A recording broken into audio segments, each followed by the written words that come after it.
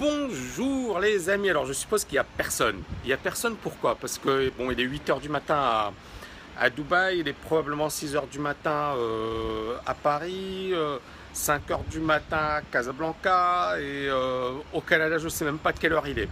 Mais en tous les cas, ce que j'ai envie de dire à travers cette vidéo, c'est l'importance de se réveiller tôt. Je ne sais pas si vous avez, parmi vous, certaines personnes ont lu le bouquin The Miracle Morning de Hal Herold. C'est un bouquin qui parle justement de l'importance de se réveiller tôt, parce que si vous vous réveillez tôt, vous allez pouvoir planifier votre journée et faire énormément de choses dans la journée. Je m'explique. Donc si beaucoup de personnes effectivement se réveillent de manière classique, elles se réveillent une heure avant d'aller au boulot. Salut Mohamed Amin, j'espère que tu vas bien. Bon, il y a quand même du monde, hein. Bravo, vous êtes courageux. Waouh, 10 personnes, c'est énorme. Alors, juste présentation, on est aux Palmes. C'est une super belle journée à Dubaï. Derrière moi, il y a l'Atlantis. Vous voyez l'Atlantis par là. Donc ça, c'est le bâtiment qui est immense, qui a été effectivement construit en tête de palme, tout au fond. Et ce bâtiment, bon ben voilà, ça appartient à un groupe sud-africain, si ma mémoire est bonne. Et c'est vraiment comme une porte sur Dubaï. Et le palme, c'est le palmier artificiel qui a été construit par les autorités de Dubaï et qui représente finalement une prouesse humaine incroyable. Certaines personnes critiquent, d'autres disent au contraire que c'est assez extraordinaire. Moi, je m'en fiche. Pour moi, quand je dis je m'en fiche, c'est-à-dire que de toutes les manières, il y aura toujours des personnes qui critiquent quoi que vous fassiez. Vous voyez ce que je veux dire? Mais toujours est-il que moi, ce qui m'impressionne dans tout ça, c'est la prouesse humaine, hein. Vous voyez ici, il y a des villas avec plage privée, donc sur ces villas. Et ce qui est intéressant, c'est de se dire, on a l'impression d'être sur une île paradisiaque, alors qu'on est sur quelque chose qui a été fait par l'homme. Encore une fois, il y a des pour, il y a des contre, mais pour moi, le plus important dans cette ville, c'est l'énergie. C'est l'énergie et c'est le fait que c'est une ville qui ne dort jamais. Et c'est une ville qui, pour exister sur la carte mondiale, a dû faire des choses beaucoup plus importantes que les autres. Je m'explique. En 2009, j'ai vu un reportage récemment, en 2009, tout le monde disait Dubaï, c'est un mirage qui va redevenir désert. D'accord? Pourquoi? Parce qu'en 2009, il y a eu une crise terrible à Dubaï. Et cette crise fait que beaucoup de personnes ont douté dans le modèle de Dubaï. Et beaucoup de gens se sont dit, cette ville va s'effondrer. Elle ne sera plus là. Et c'était basé sur un mirage.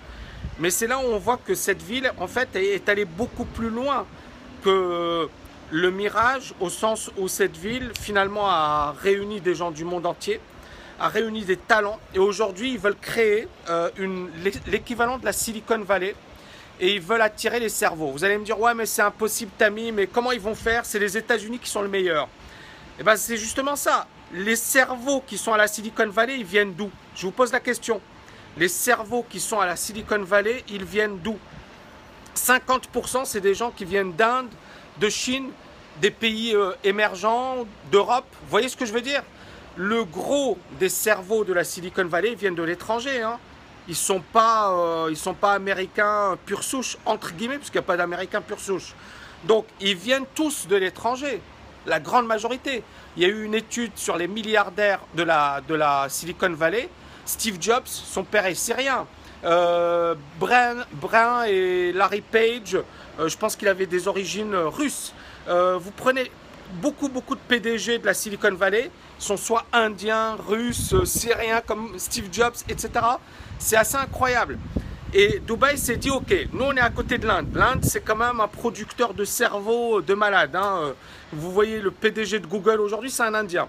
Donc on est à côté de l'Inde. On a autour de nous 2 milliards de personnes, autour de Dubaï. 2 milliards de personnes. Pourquoi ne pas leur dire, ok, les meilleurs cerveaux de la planète, ils viennent, on leur donne un visa spécial, on crée une structure, on crée un endroit où il y a ce que l'on appelle effectivement de l'incubation. C'est-à-dire que les meilleures startups, on va leur donner de l'argent. Et on va leur dire, ok, si vous êtes bon, si vous avez les capacités, venez. Et donc Dubaï est en train de se dire, on va être à fond sur le marché des startups, sur le marché de l'innovation, sur le marché de l'avenir finalement. Et donc ils sont partout. Ils sont dans l'immobilier, dans le tourisme. Aujourd'hui, c'est la 4e ville la plus visitée au monde. Et ils sont dans l'innovation, ils sont dans comment dirais-je, l'attraction des cerveaux hein, de la planète. Il y a beaucoup de personnes hyper et hautement qualifiées à Dubaï. Donc ils sont effectivement dans cette stratégie qui consiste à justement être beaucoup plus agressifs sur le fait d'attirer les talents. Et ça marche, d'accord?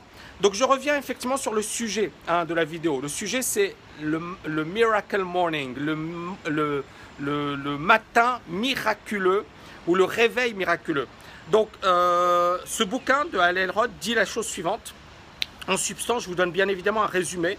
C'est que le fait de se réveiller tôt, est-ce que vous me voyez bien? Normalement vous me voyez bien. Hein? Normalement vous me voyez bien. Hein? Ok, parce que je ne sais pas si effectivement ça fait contre-jour, mais en tout cas voilà.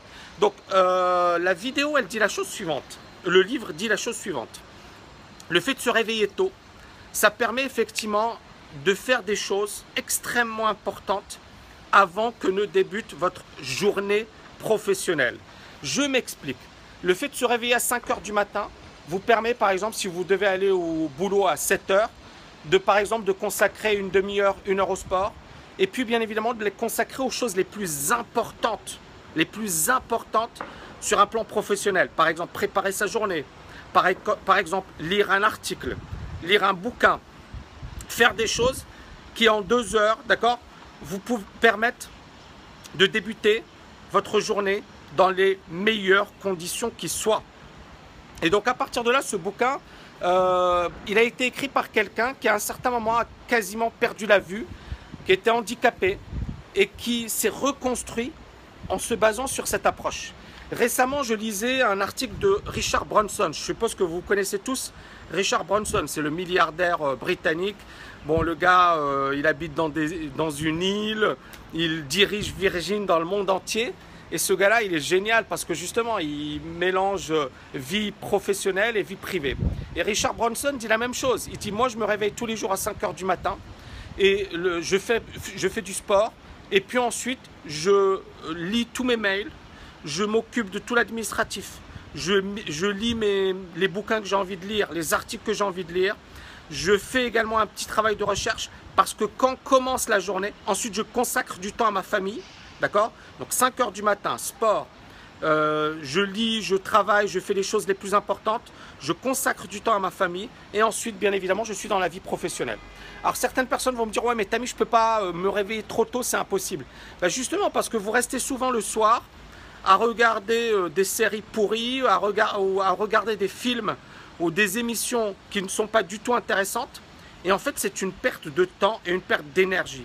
Au lieu de passer votre temps à regarder des choses qui sont inutiles, éliminez finalement ces distractions et consacrez ce temps et ces minutes et ces heures précieuses à des choses utiles, à des choses qui vont apporter de la valeur et à des choses qui vous permettront justement d'avoir une journée extraordinaire. Voilà, c'était tout ce que j'avais à vous dire. Je vous souhaite une excellente journée et je vous dis à très bientôt les amis. Ciao, ciao, ciao!